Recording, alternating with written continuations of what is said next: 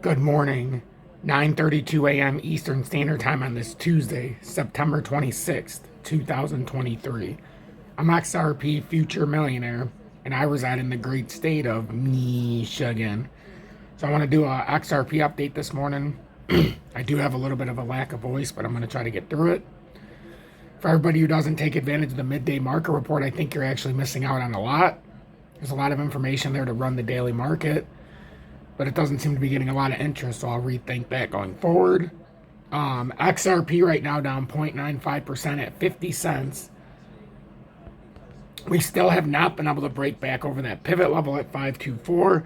So as far as I'm concerned, this pattern formation, until we break back up and contend with 524, we don't even need to look at this formation. We need to fully look here where we broke the short-term rising channel. We came down and retested now the support, and these are the overrun. This is the overextension down. We don't need to keep these up. This is for transparency if we were to break down, but this is the structure we're in. If this breaks down, your major underneath support is the 2022 uptrend that started in June, the rising channel, I should say, and that should get you to around 40.406 area. If you break that, then you've got the 2020 uptrend firm at 38.4.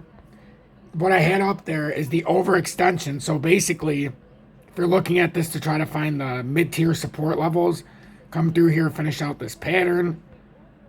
And then you could say as well that you have some kind of a falling channel here in the immediate short term. And some are looking at it like that. So that's why I covered all angles, because I've been told everything. And I know what everybody's saying, but the main objective here is to stay in that formation. If it breaks down, those are your two near support levels on your way down to this 2020 uptrend. We know we have the 408 if you fall underneath here. So really, that rising channel, it isn't as important as this formation right here. This is the short term. This is essentially a bear flag. It is somewhat disguised in a bull flag, which makes it hard to see how it's going to play out. What we need first level to happen is this 493 to break, then come through here and just do this strategically. If it breaks through here and rides up and still breaks down, you know you got a substantial drop. But this makes it a little bit harder to look at. This is more of like a 3D depiction, I guess. But if you're looking at XRP from a grand scale, and this is something we've got to continue to watch until this pattern flips. That looks like it could be an inverted head and shoulders as well. So let's pay attention to that. Let's pay attention to the structure, because if it breaks up, you'll retest here, and then a further break would be at about 54 cents. If we continue breaking down, you would just do it by level until you finally get down. So pretty simplistic here this morning with XRP. We're still in the same rotation we've been in for the better part of 3 weeks.